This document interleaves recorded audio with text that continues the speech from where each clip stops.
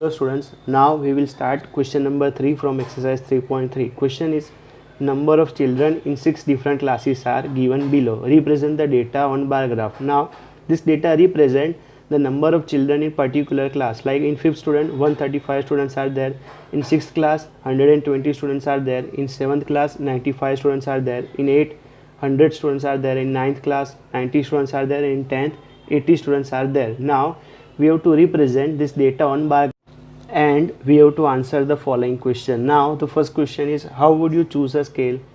The first question is, how would you choose a scale? Now seeing this data, we can see the maximum value is 135 and lowest value is 80. Now on graph paper we are taking scale, not a ruler but scale means measurement. So this particular box is our 1 unit. So here we can write 1 unit is equal to 10 students. Why we are taking 10 students? Because the greatest value in the data is 135. If we choose a scale 1 unit equal to 10 students, then 140 students will be represented by 140 divided by 10 equal to 40 units. This length can be shown on a graph paper easily with sufficient clarity. That's why the scale is equal to 1 unit is equal to 10 students. So here we can write the greatest value in the data is 135 children. If we choose a scale 1 unit equal to 10 children, the 140 children will be represented by 140 divided by 10 equal to 40 units. So this length can be shown on a graph paper easily and with a suitable clarity. Therefore the scale is equal to 1 unit equal to 10 children. That means the 1 unit is equal to 10 children. This 1 unit represent that 10 to represent the data on bar graph. So how can we represent? First of all, on x-axis I will write the classes or standard, 5th standard, 6th standard, 7th standard, 8th, 9th and 10th, and on y-axis I will represent the number of students. Now we have to check here 5th class is having 135 students. So on my bar graph on 5th standard is having 135 students. Now 135 is lie between 130 and 140. So in between that I will draw a bar which represent the class 5th is having 135 students.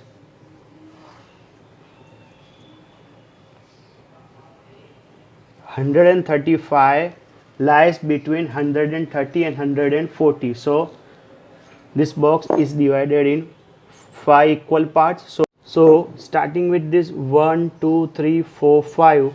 So this data represent that this line represent 132, 134, 136, 138 and 140. So 135 lies somewhere here, 134 and 136. So here in between that I will draw a line and I will represent that 135 students are having 135 students are in 5th class. Now for 6th class is having 120 students. So for that on x-axis on 6th standard, on here on y-axis on 120 I will draw a bar which represent that 6th class is having 120 students.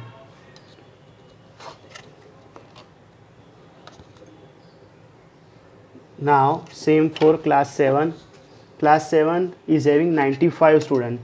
So on x-axis on 7th class and here 95 lies between 90 and 100. So in between that I will draw a bar which represent that class 7 is having 95 students. Now for 8th standard is having 100 students. So here on 100 I will draw a bar which will represent that class 8 is having 100 students.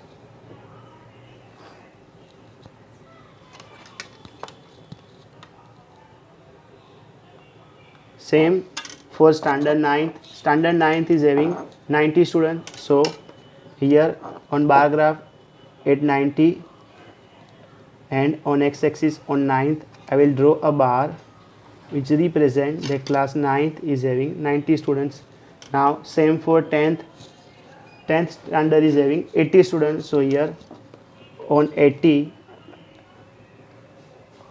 and on x-axis on 10th I will draw a bar which represent that 10th students is having 80 students. So here this is how we have to draw the bar graph. Now some questions are there. In that, first question is which class has the maximum number of children and the minimum. Now seeing this data we have to answer that which class is having maximum number of students and which class is having the minimum number of students. Now seeing this we can also say, or we already draw the bar graph. So seeing this we can say that the tallest bar is this one for 5th standard. 5th standard is having 135 students. So I can say that 5th standard is having maximum number of students. Now for minimum, so seeing this we can say that this shortest bar is for standard 10th which is having 80 students. So the minimum number of students are in class 10 is 80 students and maximum number of students are 135 in class 5. So we can write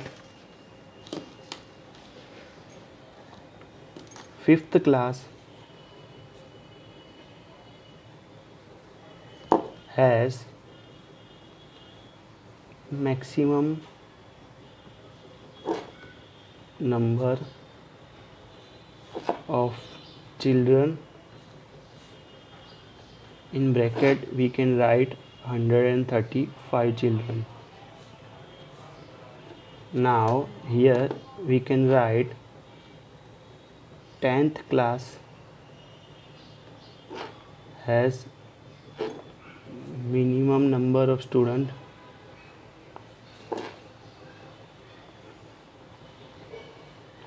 or children. How many? 80 children. So the maximum number of children are 135 which is in 5th class and minimum number of children are 80 children which is in 10th class. Now the next question is find the ratio of students of class 6 to students of class 8. Now we have to find the ratio. Now how to find ratio? We already studied this one in class 6. Now ratio means to compare two quantities. Now here we have to find ratio for students of class 6 to students of class 8. Now seeing this graph we can say class 6 is having 120 students and class 8 is having 100 students. Now we have to find the ratio of class 6 to students of class 8. So for that here I will write ratio is equal to students of class 6 to students of class 8. Now class 6 is having 120 students, class 8 is having 100 students. Now 0 0 will be cut, 6 2s are 12, 5 2s are 10, so 6 divided by 5. So ratio for the student of class 6 to class 8 is 6:5 or 6:5. So here question is over.